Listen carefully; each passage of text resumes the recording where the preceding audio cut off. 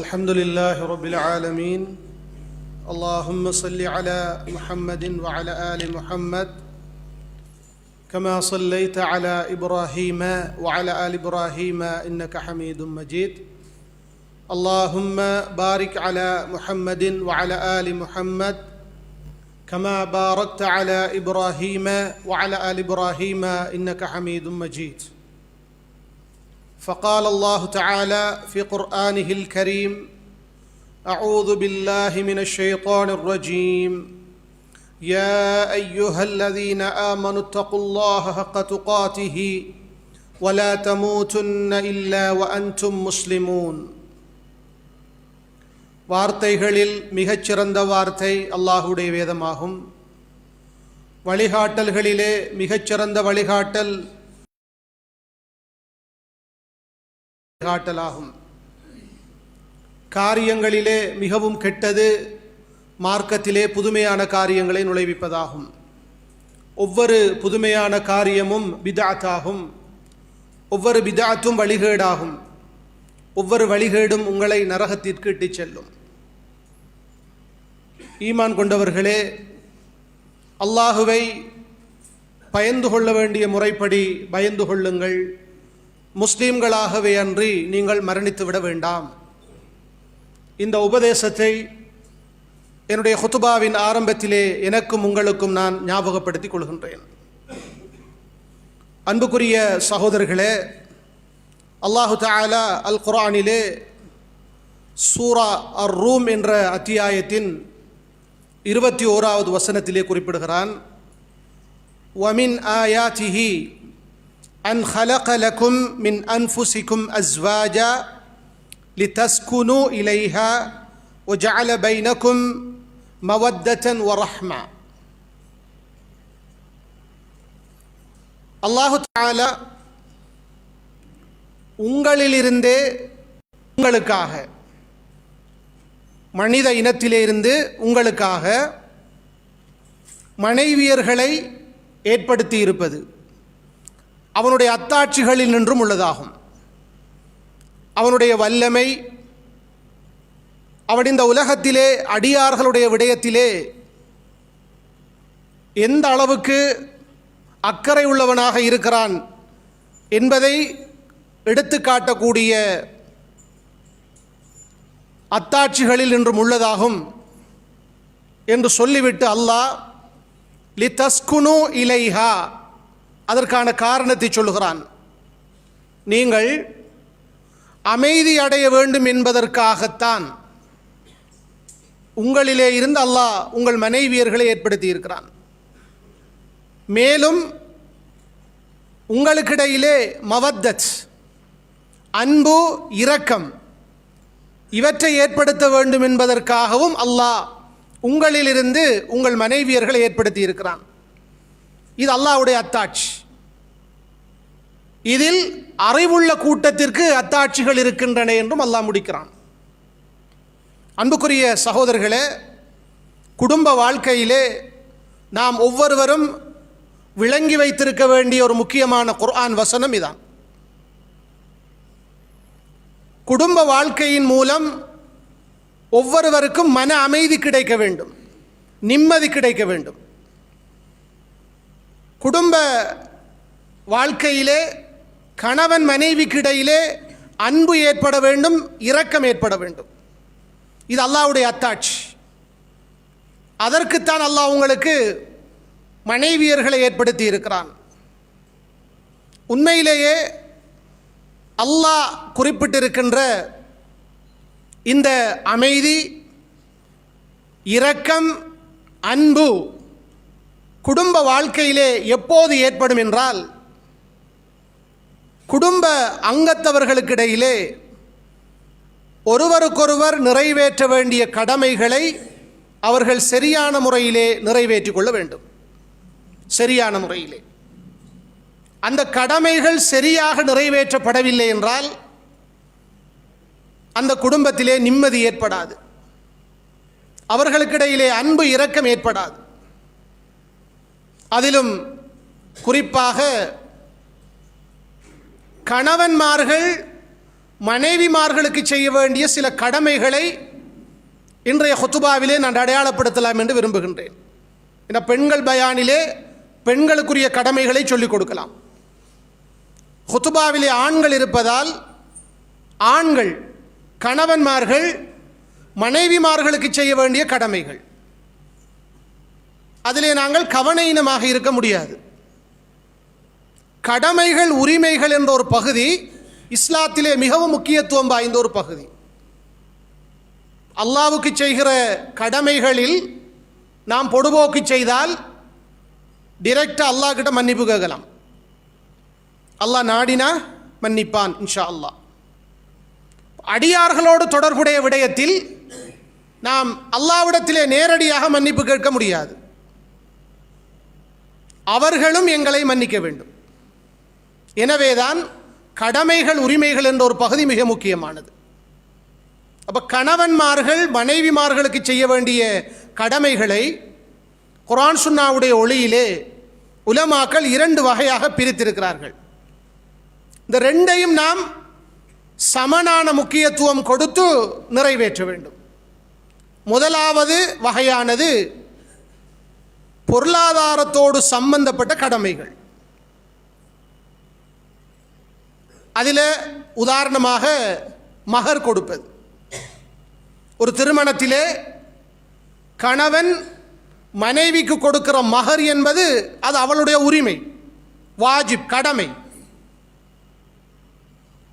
அவரவருடைய வசதிக்கு ஏற்ற அடிப்படையிலே அவர்கள் மகர் தொகைகளை தீர்மானித்துக் கொள்ள முடியும். ஆனால் அது அவளுடைய உரிமை. அதை அல்லாஹ் குர்ஆனிலே நமக்கு சூரத்து அன்-நிஸா என்ற அத்தியாயத்திலே 34வது வசனத்திலே சொல்லித் தருகிறான். சூரத்து நிஸாவிலே 4வது வசனத்தை அல்லாஹ் சொல்லித் தருகிறான். எப்படி என்றால் வஆத்துன் நிஸா சதுகாத்திஹின்ன நிஹ்லத்தன், பெண்களுக்கு அவர்களுடைய மகரை நீங்கள் விரும்பி கொடுங்க, அது கடமை என்ற உணர்வோடு கொடுங்கள். ஏனோ தானோ என்று கொடுக்க தேவையில்லை. உங்களுடைய பொருளாதாரத்தை நீங்கள் கொடுத்தாலும் அது அவளுக்குரிய உரிமை. அப்படி நீங்கள் கொடுத்து விட்டால் அதிலிருந்து அவள் மனம் விரும்பி உங்களுக்கு தந்தால் நீங்கள் சந்தோஷமாக சாப்பிடலாம், சந்தோஷமாக அனுபவிக்கலாம். அதற்கு நீங்கள் உலகத்திலும் குற்றம் பிடிக்கப்பட மாட்டீர்கள், மறுமை நாளிலும் குற்றம் பிடிக்கப்பட மாட்டீர்கள். ஆனால் மகர் என்பது அவளுடைய உரிமை. இந்த ஒரு விடயத்தை ஒரு கணவனுடைய பொருளாதார கடமையாக இஸ்லாம் முதன்மையாக அடையாளப்படுத்தி இருக்கிறது. இரண்டாவது நஃபகா.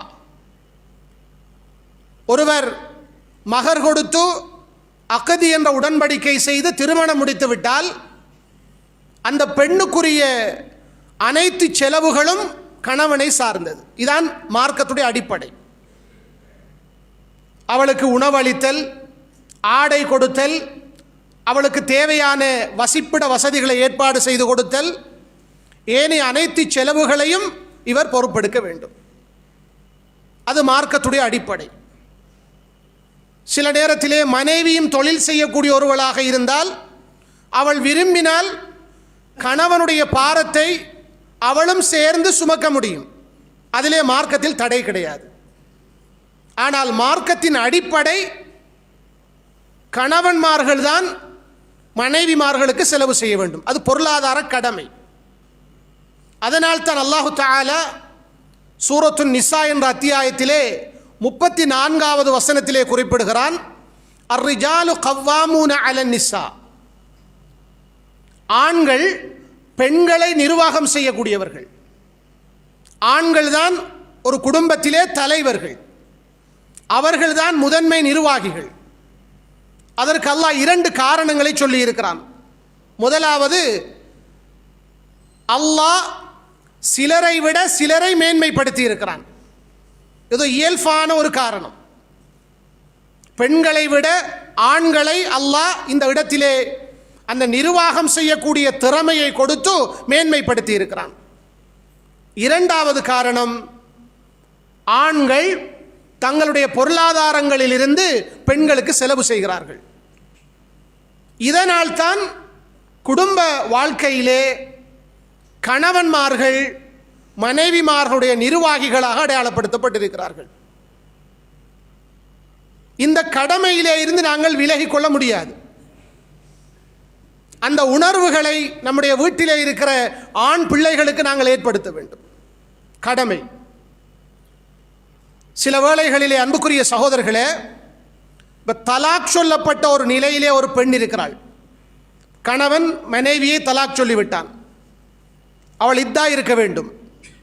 எங்கே இத்தா இருக்க வேண்டும் என்றால் மார்க்கத்துடைய சட்டம் கணவன் வசிக்கிற இடத்திலே தான் அவள் இத்தா இருக்க வேண்டும். சூரா தலாக் என்ற அத்தியாயத்திலே 6வது வசனத்தில் அல்லாஹ் குறிப்பிட்டிருக்கிறான். நீங்கள் உங்களுடைய சக்திக்கு ஏற்ப எங்கு வசிக்கிறீர்களோ அந்த இடத்தில் தலாக் சொல்லப்பட்ட பெண்களையும் குடியமர்த்துங்கள். ஒரு தலாக் சொல்லப்பட்ட பெண் அவளுடைய இத்தா காலத்தை கணவனுடைய வீட்டிலே தான் அவள் அனுஷ்டிக்க வேண்டும் என்பது மார்க்கத்துடைய சட்டம். அப்போ தலாக் சொல்லப்பட்ட நிலையிலும் இத்தா இருக்கிற நிலையிலும் கூட அந்த பெண்ணுக்கு ஒரு கணவன் அவள் வசிக்கக்கூடிய ஒரு வீட்டை ஏற்படுத்தி கொடுக்க வேண்டும் என்று மார்க்கம் சொல்லி இருக்கிறது. இதெல்லாம் பொருளாதார கடமைகள். இந்த பொருளாதார கடமைகளை ஆண்கள் கணவன்மார்கள் சரியான முறையிலே நிறைவேற்ற வேண்டும். அதற்கு மாற்றமாக அவர்கள் நடந்து கொண்டால் அது அநியாயம். சில நேரத்திலே நம்முடைய சமூகத்திலே கணவன்மார்கள் இந்த பொருளாதார கடமைகள் செய்வதில் பொடுபோக்கி செய்கிறார்கள். அந்த இடத்திலே சீதனம் கைக்கூலி என்ற 2 விடயங்கள் மேலோங்கி கொண்டிருப்பதை பார்க்கிறோம். சீதனம் கைக்கூலி என்றால் என்ன? ஒரு திருமணத்தின் போது, திருமண பேச்சுவார்த்தையின் போது மணமகன் சார்பானவர்கள், மாப்பிள்ளை சார்பானவர்கள் மணமகளிடத்திலே அவளுடைய குடும்பத்திடத்திலே நிபந்தனையிட்டு பெற்றுக்கொள்ளக்கூடிய காணிகள், வீடுகள், கடைகள், வளவுகள் என்ற அசையா சொத்துக்கள் எல்லாம் சீதனம். கார், வாகனங்கள், பணம் போன்ற அசையும் சொத்துக்கள் எல்லாம் கைக்கூலி. இப்படி ஒருவர் திருமணத்தின் போது நிபந்தனையிட்டு பெற்றுக்கொள்வது என்பது அநியாயம், ஹராம். இந்த அநியாயங்கள் மறுமை நாளையிலே இருள்களாக வந்து நிற்கும். அது அவர் சுவர்க்கம் செல்வதற்கு தடையாக வந்து நிற்கும் என்ற ஒரு விடயத்தை இந்த இடத்திலே வைத்து எனக்கும் உங்களுக்கும் நான் ஞாபகப்படுத்திக் கொள்கின்றேன். எனவே அன்புக்குரிய சகோதரர்களே, முதலாவதாக கணவன்மார்கள் செய்கிற கடமைகளில் பொருளாதாரம் சார்ந்த கடமைகள் அடிப்படையானது. இதை நாங்கள் தனித்தலைப்புகளிலே பல சந்தர்ப்பங்களிலே உங்களுக்கு ஞாபகப்படுத்தி இருக்கிறோம். இந்த கடமைகள் என்னுடைய கடமை என்பதை நாம் உணர்ந்து கொள்ள வேண்டும் என்பதற்காக முதலாவதாக ஞாபகப்படுத்திக் கொள்கின்றேன். இரண்டாவது ஒரு வகை உலமாக்கள் அடையாளப்படுத்தி இருக்கிறார்கள், பொருளாதாரம் சாராத கடமைகள். பொருளாதாரம் கொடுக்கிறோமோ அதே போன்று பொருளாதாரம் சாராத சில கடமைகளும் இருக்கின்றன. அதிலும் நாம் கவனம் செலுத்த வேண்டும், முக்கியத்துவம் கொடுக்க வேண்டும். இரண்டிலும் நாம் முக்கியத்துவம் கொடுத்தால்தான் குடும்ப வாழ்க்கையிலே எதிர்பார்க்கிற அமைதியை, சந்தோஷத்தை நாங்கள் பெற்றுக்கொள்ள முடியும் என்பதை நாங்கள் உணர்ந்து கொள்ள வேண்டும். அந்த வகையிலே முதலாவதாக உலமாக்கள் அடையாளப்படுத்தி இருக்கிறார்கள், ஒரு கணவன் தன்னுடைய வீட்டுக்குள் போகிற போது அழகான ஒரு ஆரம்பத்தை செய்து கொண்டு போக வேண்டும். இது ஒரு கடமை. அழகான ஆரம்பம் என்றால் அன்புக்குரியவர்களே, வீட்டுக்குள்ளே போகக்குள்ளோ ஒவ்வொரு கணவனும் மனைவிக்கு சலாம் சொல்லி கொண்டு போக வேண்டும். அஸ்ஸலாமு அலைக்கும். இது ஒரு ஆரம்பம். அதற்கு வெட்கப்படக்கூடாது. வீட்டிலே அவள் மட்டும்தான் இருக்கிறாள் என்றாலும் சலாம் சொல்லி கொண்டுதான் போக வேண்டும். பொதுவாக அது மார்க்கத்துடைய ஒரு முக்கியமான அதப், ஒழுங்கு. அல்லாஹ்வுடைய பெயரை சொல்லி வீட்டுக்குள் நுழைய வேண்டும். முகமலர்ச்சியோடு மனைவி எதிர்கொள்ள வேண்டும். அவளுக்கு முசாபஹா செய்ய வேண்டும். இதெல்லாம் வீட்டுக்குள் நுழைகிற போது நல்ல ஆரம்பங்களாக உலமாக்கள் அடையாளப்படுத்தி இருக்கிறார்கள். அப்போது அந்த குடும்ப வாழ்க்கை மகிழ்ச்சி நிறைந்த ஒரு வாழ்க்கையாக மாறும். ஏன் இந்த அடிப்படையை சொல்கிறேன் என்றால், அன்புக்குரியவர்களே, ஒரு அடிப்படை இருக்கிறது. ஒருவர் வீட்டுக்குள் நுழைகிற போது சலாம் சொல்லவும் இல்லை, அல்லாஹ்வுடைய பெயரை சொல்லியும் நுழையவில்லை. அப்போது வீட்டுக்குள் இருக்கிற ஷைத்தான் சொல்லுவானாம், இன்றைக்கு எனக்கு இந்த வீட்டிலே தங்குவதற்கு இடம் கிடைத்து விட்டது என்று சொல்லுவாங்க. யோசித்து பாருங்கள், நம்முடைய வீட்டிலே ஷைத்தான் தங்குவதற்கு இடம் கிடைத்தால் அவன் என்ன செய்வான்? ஷைத்தானுக்கு இந்த உலகத்திலேயே மிகவும் விருப்பமான பாவச் செயல் எது? ஒரு கணவனையும் மனைவியையும் பிரிப்பதுதான். இது அல்லாஹ்வுடைய தூதர் நமக்கு அடையாளப்படுத்தி இருக்கிறார்கள். ஒரு கணவனையும் மனைவியையும் பிரிப்பதுதான். அப்படியே வீடுகளிலே தங்குவதற்கான ஒரு ஏற்பாட்டை நாங்கள் தான் செய்து கொடுக்கிறோம். அப்போது கணவன் மனைவிக்கிடையிலே சின்ன சின்ன பிரச்சனைகளை தோற்றுவிப்பதிலே ஷைத்தான் காரணமாக இருப்பான். கோபம் என்ற ஒரு அடிப்படையை வைத்து அவர்களுக்கிடையிலே சண்டைகளை ஏற்படுத்த பார்ப்பான். என்றால் அல் கலபு மினஷ் ஷைத்தான், கோபம் ஷைத்தானில் என்றும் உள்ளது. இந்த அடிப்படையை நாங்கள் புரிந்து கொள்ள வேண்டும். இது நல்ல ஆரம்பம். வீட்டுக்குள் போகிற போது சலாம் சொல்லிக் கொண்டு போவது, அல்லாஹ்வுடைய திக்ரோடு போவது. பிஸ்மில்லாஹி வலஜினா வ பிஸ்மில்லாஹி ஹரஜினா வ அலா ரப்பினா தவக்கல்னா. அல்லாஹ்வுடைய பெயரை கொண்டு வீட்டுக்குள் நுழைய வேண்டும். இந்த அடிப்படைகளை நீங்களும் கற்றுக்கொள்ள வேண்டும், வீட்டிலே பிள்ளைகளுக்கும் கற்றுக் கொடுக்க வேண்டும். அதே அடியான் அல்லாஹ்வுடைய பெயரை சொல்லி வீட்டுக்குள்ள போகல, சாப்பிட போறான். சாப்பிடுகிற போதும் ஷைத்தான் மறக்கடிக்க செய்து விடுவான், பிஸ்மில்லா சொல்லல. அப்போது ஷைத்தான் சொல்லுவானாம், இந்த வீட்டிலே எனக்கு தங்குவதற்கும் இடம் கிடைத்து விட்டது, சாப்பிடுவதற்கும் இடம் கிடைத்து விட்டது. அல்லாஹு அக்பர். எனவே கணவன் மனைவி என்ற அந்த உறவிலே இந்த நல்ல ஆரம்பத்தை மார்க்கம் அடையாளப்படுத்தி இருக்கிறது. இது ஒரு விடயம்.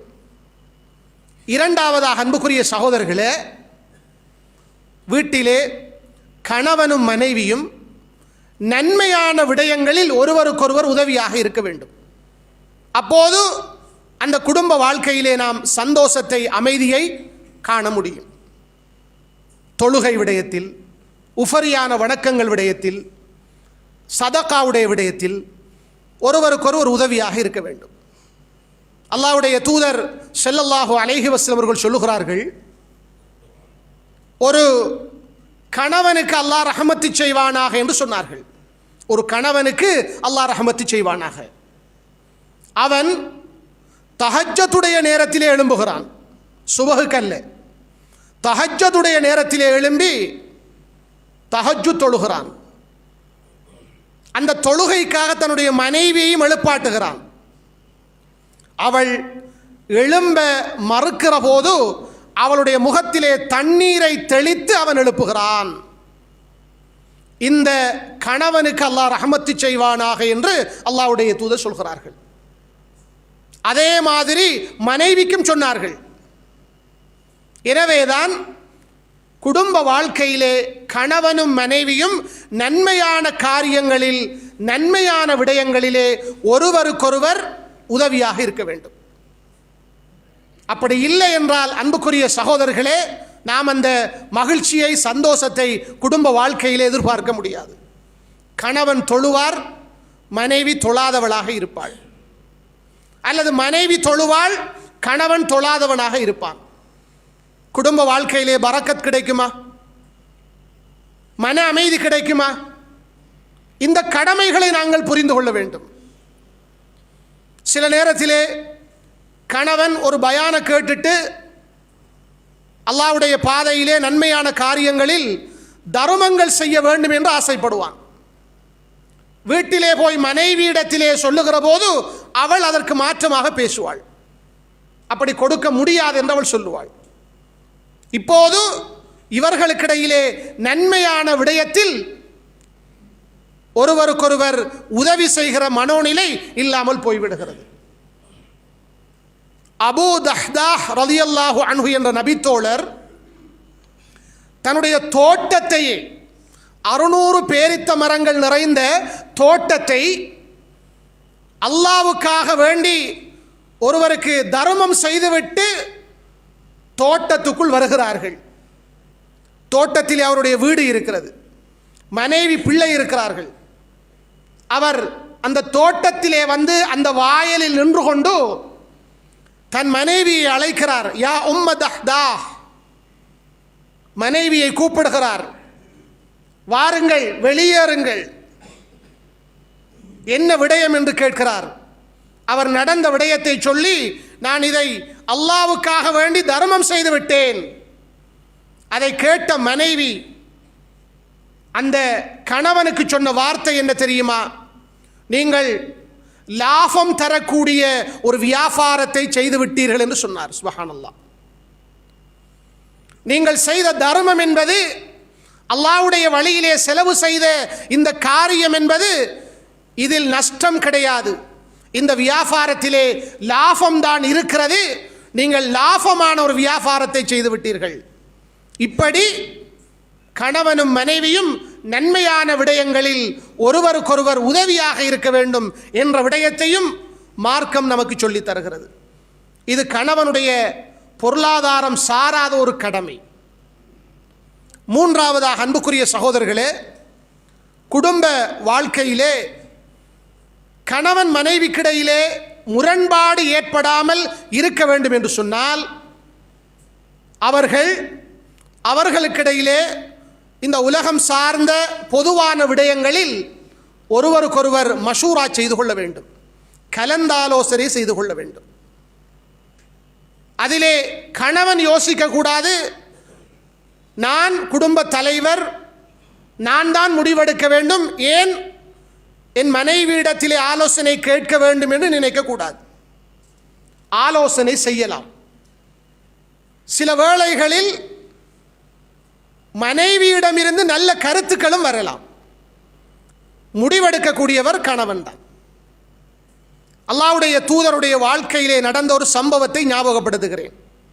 அல்லாஹ்வுடைய தூதர் ஹுதைபியா என்ற ஒரு உடன்படிக்கை செய்து கொண்டார்கள். ஹிஜ்ரி 6வது வருடத்திலே நீண்ட வருடங்களுக்கு பிறகு மக்காவை நோக்கி போனார்கள். ஹுதைபியாவிலே வழிமறிக்கப்பட்டார்கள். அப்போது குறைஷி காஃபிர்களுக்கு முஸ்லீம்களுக்கு இடையிலே ஒரு உடன்படிக்கை செய்து கொள்ளப்பட்டது. அந்த உடன்படிக்கையிலே முஸ்லீம்கள் இந்த வருடம் மக்காவுக்குள் வரக்கூடாது என்று எழுதப்பட்டது. அதற்கு அல்லாஹ்வுடைய தூதர் சம்மதம் தெரிவித்து விட்டார்கள். ஆனால் உமர் ரலியல்லாஹு அன்ஹு அவர்கள் போன்ற சஹாபாக்கள் எல்லாம் கொதித்து கொண்டிருக்கிறார்கள். இப்போது அல்லாஹ்வுடைய தூதர் சொன்னார்கள், நாங்கள் கைச்சாத்திட்டு விட்டோம், நாம் இந்த இடத்தை விட்டு நாங்கள் திரும்ப போகணும் மதீனாவுக்கு. நீங்கள் எல்லாரும் கொண்டு வந்த பிராணிகளை எல்லாம் அறுத்து விடுங்கள், தலைகளை நீங்கள் வலித்து விடுங்கள், முடிகளை. ஒரு சஹாபியும் எழும்பல்ல. அல்லாஹ்வுடைய தூதர் அறிவிப்பு செய்து விட்டார்கள். அல்லாஹ்வுடைய தூதருக்கு கவலை ஏற்பட்டு விட்டது. உடனே கூடாரத்துக்குள் போகிறார்கள். அல்லாஹ்வுடைய தூதர் வழமையாக ஒரு பயணம் போனால், ஒரு யுத்தத்திற்கு போனால், ஒரு மனைவியை அழைத்து கொண்டு போவார்கள். சீட்டு போட்டு பார்த்து ஒரு மனைவியை கூட்டி கொண்டு போவார்கள். அப்போது கொண்டு வந்த மனைவி உம்மு சலமா ரலியல்லாஹு அன்ஹா அவர்கள். அல்லாஹ்வுடைய தூதர் கவலையோடு இருப்பதை அவதானித்தார்கள். என்ன யா ரசூலல்லாஹ், அல்லாஹ்வுடைய தூதர் சொல்கிறார்கள், நான் இப்படி சொன்னேன், ஒருவரும் செய்ய காணவில்லை. அல்லாஹ்வுடைய தூதரே, நீங்கள் அதை விரும்புகிறீர்களா? அப்படி செய்ய வேண்டும் என்று விரும்புகிறீர்களா? அப்படி என்றால் நீங்கள் சென்று உங்கள் பிராணியை நீங்கள் அறுத்து விடுங்கள், தலையை வலிக்கக்கூடியவரை, முடி வலிக்கக்கூடியவரை அழைத்து நீங்கள் முடியை வலித்து விடுங்கள் யா ரசூலல்லாஹ் என்ற ஒரு மஷூராவை சொன்னார், ஒரு கருத்தை சொன்னார்.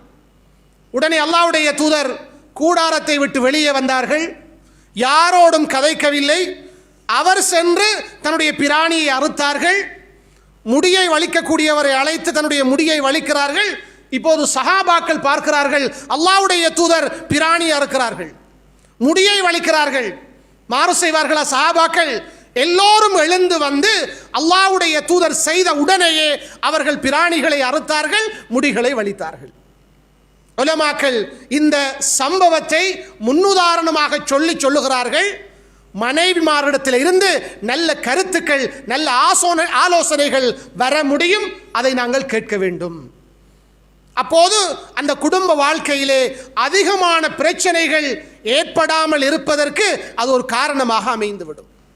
இதெல்லாம் அன்புக்குரிய சகோதரர்களே பொருளாதாரம் சாராத கடமைகள்.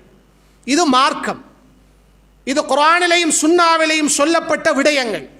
இந்த விடயங்களையும் நம்முடைய வாழ்க்கையிலே நாம் கடைப்பிடிக்கிற போது குடும்ப வாழ்க்கையிலே நாம் எதிர்பார்க்கிற நிம்மதியை, மகிழ்ச்சியை, எங்களுக்கிடையிலே ஏற்படுகிற அன்பை, இரக்கத்தை நாம் கண்டுகொள்ள முடியும். அதற்கு அல்லாஹு தஆலா நம் அனைவருக்கும் தௌஃபீக் செய்வானாக.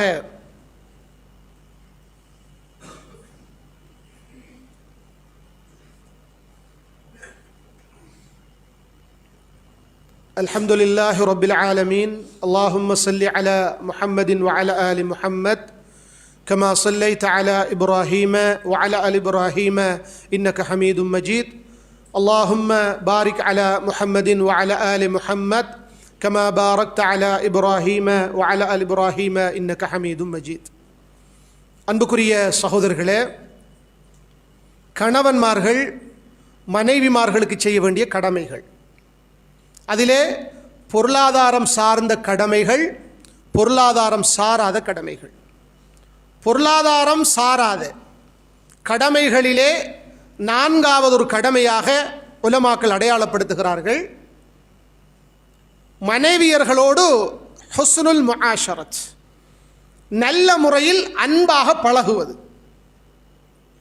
நாம் வெளியிலே எந்த நிலையில் இருந்தாலும், எந்த பதவியில் இருந்தாலும், எந்த இடத்தில் இருந்தாலும், வீட்டுக்குள் வந்துவிட்டால் நான் ஒரு சாதாரண கணவன் என்ற உணர்வு நமக்கு வர வேண்டும். என் மனைவியோடு நான் அன்பாக பேச வேண்டும், பழக வேண்டும், அவளுக்கு ஆறுதலான வார்த்தைகளை சொல்ல வேண்டும். அது என்னுடைய கடமை என்பதை ஒவ்வொரு கணவன்மார்களும் கட்டாயம் உணர்ந்து கொள்ள வேண்டும். அன்புக்குரிய சகோதரர்களே, ஒருவர் வீட்டுக்குள் வந்துவிட்டால் அல்லாஹ்வுடைய தூதருடைய சுன்னா என்ன தெரியுமா? இப்போ சலாம் சொல்லிட்டு வீட்டுக்குள்ள முகமலர்ச்சியோடு வந்துவிட்டால் அடுத்ததாக அல்லாஹ்வுடைய தூதர் பல் துலக்கிக் கொள்வார்கள். அஸ்ஸிவாக், இது அல்லாஹ்வுடைய தூதர் செய்கின்ற முதலாவது காரியம். இப்னு அப்பாஸ் ரலியல்லாஹு அன்ஹு அவர்கள் சொல்லுகிறார்கள், என் மனைவி எனக்கு முன்னால் அழகாக இருக்க வேண்டும், சுத்தமாக இருக்க வேண்டும் என்று நான் ஆசைப்படுகிறேன் என்றால் அதே போன்றுதான் என் மனைவிக்கு முன்னால் நான் அப்படி இருக்க வேண்டும். நானும் அழகாக இருக்க வேண்டும், சுத்தமாக இருக்க வேண்டும். இது அவளோடு நான் நல்ல முறையிலே பழகுகின்ற ஒரு முறையாக இருக்கிறது. அல்லாஹ்வுடைய தூதர் ஸல்லல்லாஹு அலைஹி வஸல்லம் அவர்கள் வீட்டிலே இருந்து வெளியே போகிற நேரத்தில் மனைவியர்களுக்கு முத்தம் கொடுத்து விட்டு போவார்கள். இது அல்லாஹ்வுடைய தூதருடைய ஒரு வழிமுறை. ஆயிஷா ரலியல்லாஹு அன்ஹா அவர்கள் சொல்லுகிறார்கள், அல்லாஹ்வுடைய தூதர் ஒது செய்வார்கள், ஒது செய்துவிட்டு பள்ளிக்கு போகிறாங்க, இப்போ தொழுகைக்கு. அந்த நிலையில் தன் மனைவியர்கள் சிலருக்கு முத்தம் கொடுப்பார்கள். அவர்கள் மீண்டும் ஒது செய்ய மாட்டார்கள், போய் தொழுகை நடாத்துவார்கள். அல்லாஹ்வுடைய தூதருடைய அந்த நடவடிக்கையை ஆயிஷா ரலியல்லாஹு அன்ஹா அவர்கள் சொல்லுகிறார்கள். வீட்டிலே மனைவி பல வகையில் நமக்கு உதவியாக இருப்பாள். அவள் நமக்கு உதவி செய்கிற போதெல்லாம் அவளுக்கு நன்றி செலுத்த வேண்டும். இதெல்லாம் ஹுஸ்னுல் முஆஷரா, நல்ல முறையில் அவளோடு பழகுகின்ற முறையாக இருக்கிறது. ஜஸாக்குமுல்லாஹு கைரா, பாரக்கல்லாஹு ஃபீக். இப்படியான நன்றி செலுத்துகிற வார்த்தைகளை ஏன் மனைவிக்கு சொல்ல முடியாது? வெளியிலே யாராவது நமக்கு சின்ன உதவி செய்தால் ஜஸாக்குமுல்லாஹு கைரான்னு சொல்லுவோம், அல்லது வேறு வார்த்தைகளிலே நன்றியை தெரிவிப்போம். மனைவி வீட்டிலே எவ்வளவு உதவி செய்கிறாள், ஏன் அவளுக்கு ஜஸாக்கில்லாஹு கைரா, ஜஸாக்குமுல்லாஹு கைரா என்று சொல்ல முடியவில்லை? ஒரு மனிதன் இன்னொரு மனிதனுக்கு நன்றி செலுத்தவில்லை என்றால் அவன் அல்லாஹ்வுக்கு நன்றி செலுத்த மாட்டான். அல்லாஹ்வுடைய தூதர் சொல்கிறார்கள். எனவேதான் நன்றி செலுத்த வேண்டும். வீட்டிலே மனைவியர்களை அழகான பெயர்களை கொண்டு அழைக்க வேண்டும். அது ஹுஸ்னுல் முஆஷரா. ஆயிஷா ரலியல்லாஹு அன்ஹா அவர்கள் சொல்லுகிறார்கள், ஒரு தடவை அல்லாஹ்வுடைய தூதர் என்னை யா ஆயிஷ் என்று அழைத்தார்கள். ஆயிஷா என்ற பெயரை சுருக்கி யா ஆயிஷ் என்று அழகாக செல்லமாக அழைத்தார்கள். அழைத்து சொன்னார்கள், உனக்கு ஜிப்ரீல் அலைஹிஸ்ஸலாம் அவர்கள் சலாம் சொல்லி இருக்கிறார்கள் என்று சொன்னார்கள். அப்போது நான் வ அலைஹிஸ்ஸலாம் வ ரஹ்மத்துல்லாஹி வ பரகாத்துஹு என்று சொன்னேன். ஆயிஷா ரலியல்லாஹு அன்ஹா அவர்கள் சொல்லுகிறார்கள். இந்த ஹதீஸை உலமாக்கள் சொல்லுகிற போது சொல்லுகிறார்கள், வீட்டிலே கணவன்மார்கள் மனைவிமார்களை அழகிய பெயர்களை கொண்டு அழைக்க வேண்டும்.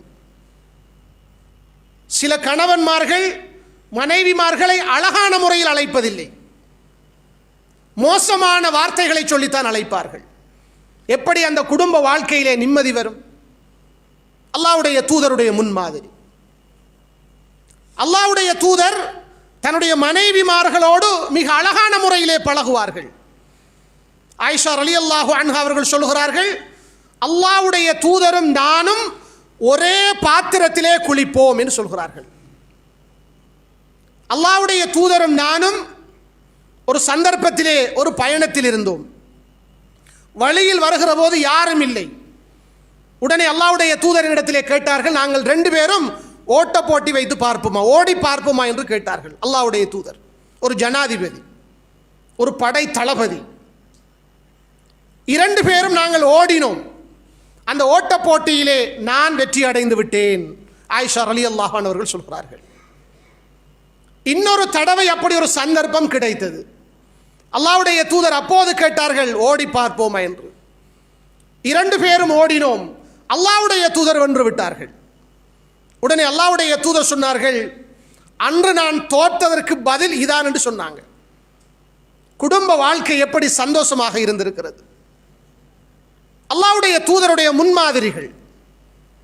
அப்படி இருப்பது என்பது நமக்கு எந்த வகையிலும் குறைவு அல்ல. அல்லாஹ்வுடைய தூதருடைய முன்மாதிரி. இப்படி அன்புக்குரிய சகோதரர்களே, கணவன்மார்கள் தங்களுடைய மனைவிமார்களோடு அழகான முறையிலே நடந்து கொள்ள வேண்டும், நல்ல முறையிலே அவர்களோடு பழக வேண்டும். அதற்கான சில உதாரணங்களைத்தான் இப்போது நான் அடையாளப்படுத்தி இருந்தேன். கணவன்மார்கள் மனைவிமார்களோடு கதைப்பதற்கு பேசுவதற்கு நேரங்களை ஒதுக்கிக் கொள்ள வேண்டும்.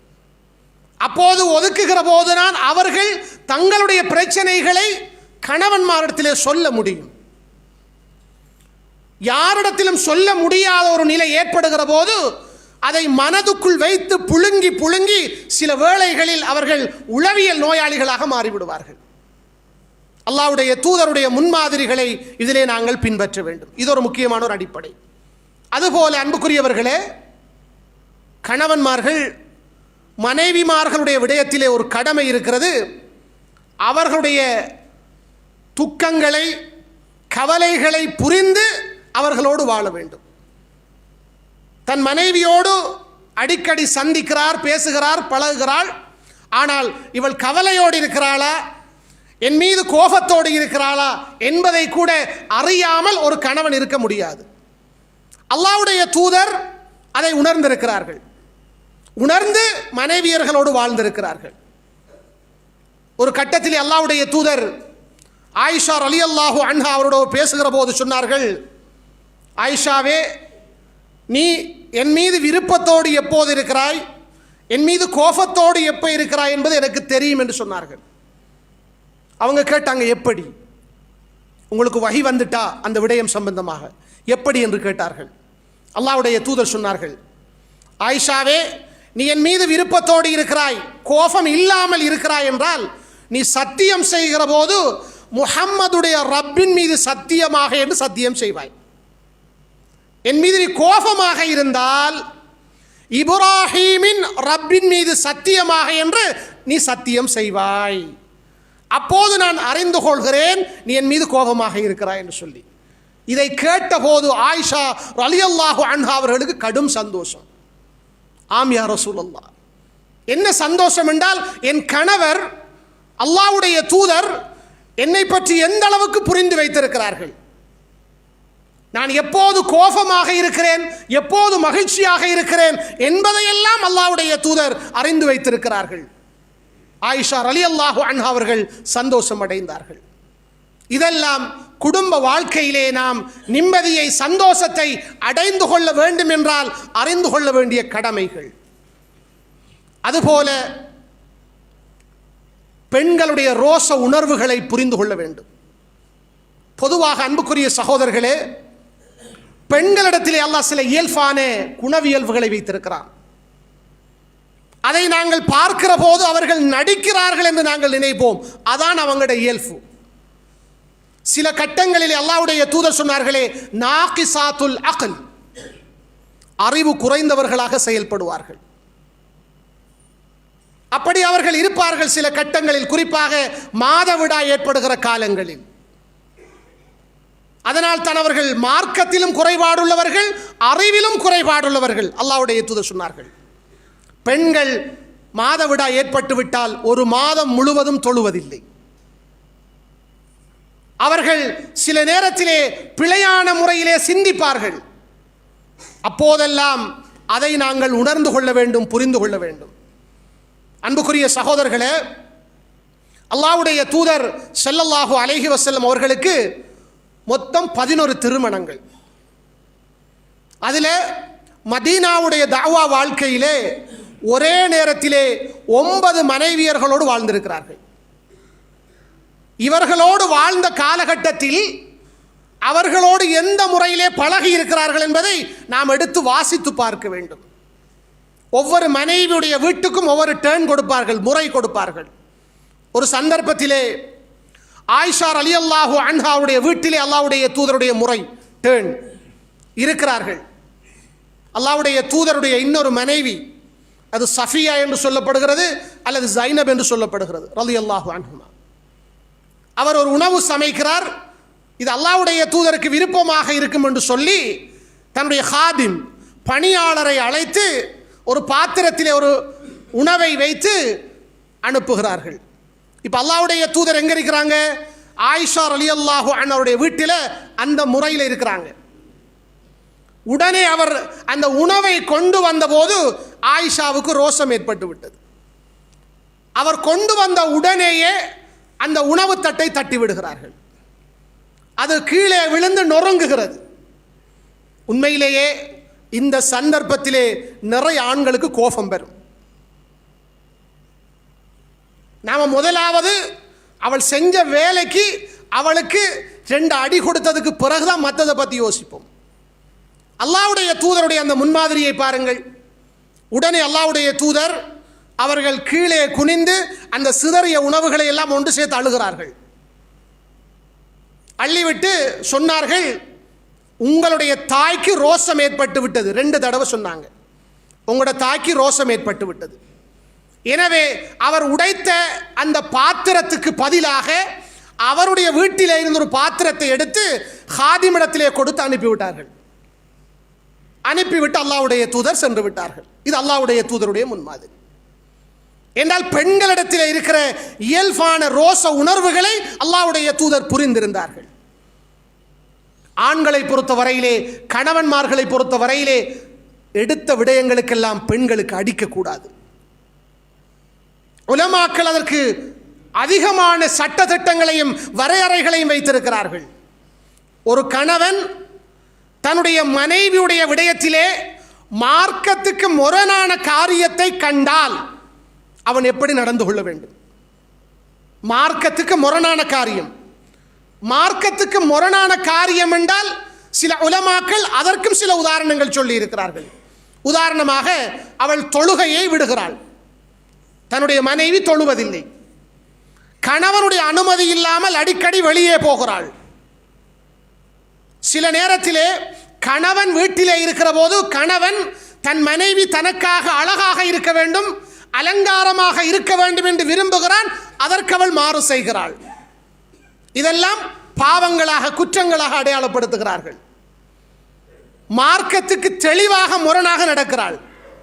இந்த கட்டத்திலே இஸ்லாம் சொல்லுகிற வழிமுறைகள், முதலாவது சொல்லுகிறது, அவளை அழைத்து நிதானமாக அழகான முறையில் அவளுக்கு அதை எடுத்து சொல்ல வேண்டும்.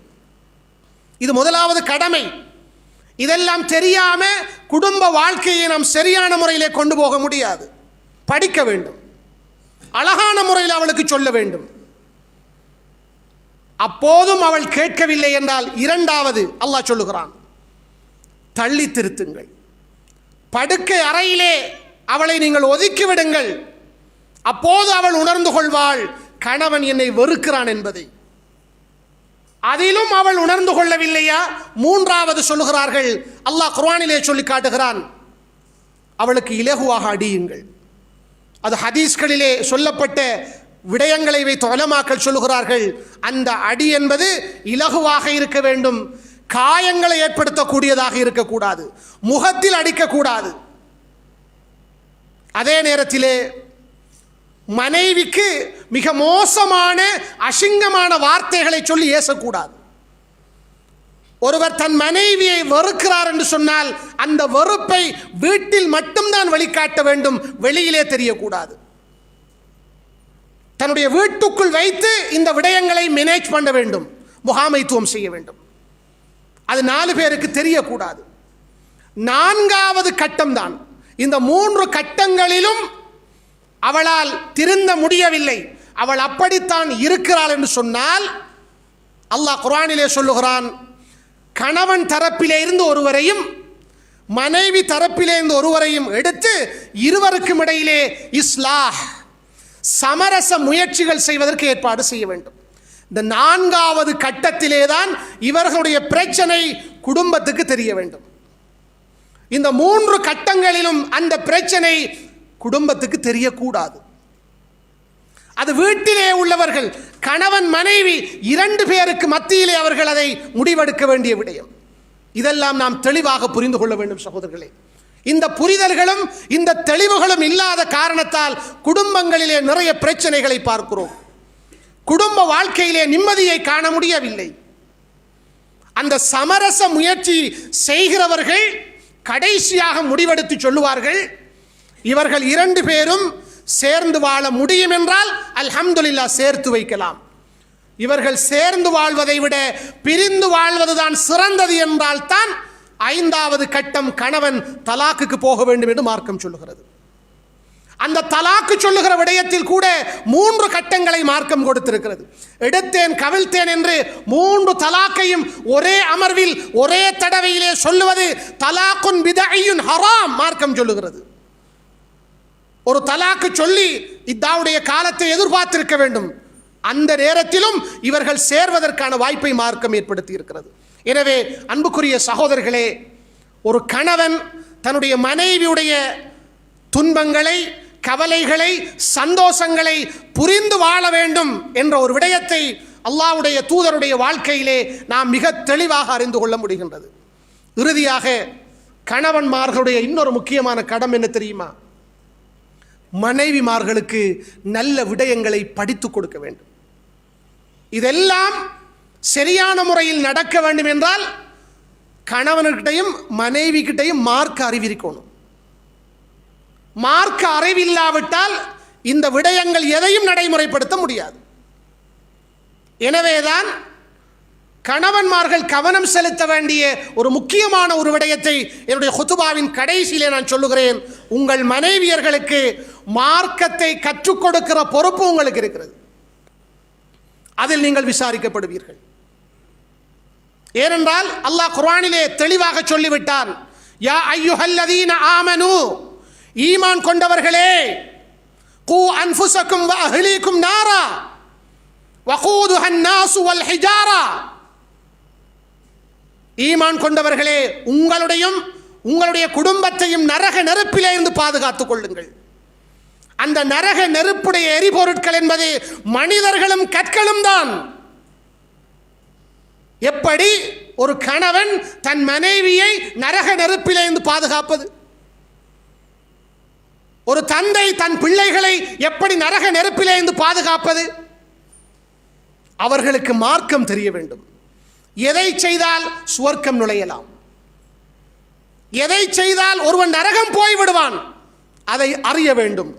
அதனால் கணவன்மார்கள் தங்களுடைய மனைவிமார்களுக்கு மார்க்கத்தை கற்றுக் கொடுக்க வேண்டும். அது உங்களுடைய கடமை.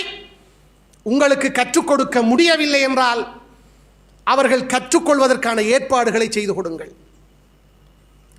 இல்லை என்றால் அவர்களுடைய நேரங்கள் எங்கே கழியும் என்பது உங்களுக்கு தெரியும். ஒரு பயானுக்கு வர சொன்னால் நிறைய பெண்கள் வரமாட்டாங்க. கணவன்மார்களும் அதை கண்டுகொள்வதில்லை, சொல்லுவதும் இல்லை. அதே நேரத்திலே வீட்டிலே மனைவி இருந்து கொண்டு டிவிக்கு முன்னால் நாடகங்களை பார்த்து கொண்டிருப்பாள், சினிமாக்களை பார்த்து கொண்டிருப்பாள், பாடல்களை கேட்டுக்கொண்டிருப்பாள், போனை வைத்துக்கொண்டு பல மணித்தியாலங்கள் அதிலே விளையாடி கொண்டிருப்பாள். அதெல்லாம் கணவன்மார்களுக்கு பெரிதாக விளங்காது. அவள் எதை படிக்கிறாள்? கணவனுக்கு எப்படி துரோகம் செய்ய வேண்டும், கணவனுக்கு எப்படி ஏச வேண்டும், அடுத்தவனுடைய வாழ்க்கையில் எப்படி குழப்பத்தை ஏற்படுத்த வேண்டும், இப்படியான விடயங்களை படிப்பதற்கு பல மணித்தியாலங்களை ஒதுக்குகிறாள். அவள் மார்க்கத்தை படிப்பதற்கு எத்தனை நிமிடங்களை ஒதுக்குகிறாள்? இந்த விடயத்திலே கணவன்மார்கள் அல்லாஹ்விடத்திலே பொறுப்பு சொல்ல வேண்டும். குல்லுக்கும் ராயின் வ குல்லுக்கும் மஸ்ஊலுன் அன் ரஅய்யத்திஹி. நீங்கள் ஒவ்வொருவரும் பொறுப்பாளர்கள். உங்கள் பொறுப்பை பற்றி நீங்கள் மறுமையிலே விசாரிக்கப்படுவீர்கள். குடும்ப தலைவன் கணவன் தன் குடும்பத்தை பற்றி விசாரிக்கப்படுவான். அந்த குடும்பத்திலே மனைவி, பிள்ளைகள், இவர்களை பற்றி அவன் விசாரிக்கப்படுவான். அல்லாஹ்வுடைய தூதருடைய எச்சரிக்கை. இந்த கடமைகளை நாம் நிறைவேற்றாமல் தப்பித்துக் கொள்ள முடியாது. எனவேதான் அன்புக்குரிய சகோதரர்களே, நம்முடைய மனைவியர்களுக்கு மார்க்கத்தை படிக்கிற ஏற்பாடுகளை நாம் செய்து கொடுக்க வேண்டும். அவர்கள் மார்க்கத்தை படித்து விட்டால் இன்ஷா அல்லாஹ் குடும்ப வாழ்க்கையிலே கணவனுக்கு செய்கிற கடமைகளை அவர்கள் படிப்பார்கள். குடும்ப வாழ்க்கையிலே பிள்ளைகளை எப்படி வளர்க்க வேண்டும் என்று படிப்பார்கள். குடும்ப வாழ்க்கையிலே ஒரு வீட்டு சூழலை எப்படி இஸ்லாமிய சூழலாக மாற்ற வேண்டும் என்பதை படிப்பார்கள். அதனால் அல்லாஹ் எதிர்பார்க்கிற சகன் என்ற அமைதி நிறைந்த ஒரு வீடாக நம்முடைய வீடு மாறும், நம்முடைய குடும்பம் மாறும். அதற்கு அல்லாஹு தஆலா நம் அனைவருக்கும் தௌஃபீக் செய்வானாக. ஆமீன் ஆமீன். வ ஆகிரு தஅவானா அனில் ஹம்துலில்லாஹி ரப்பில் ஆலமீன்.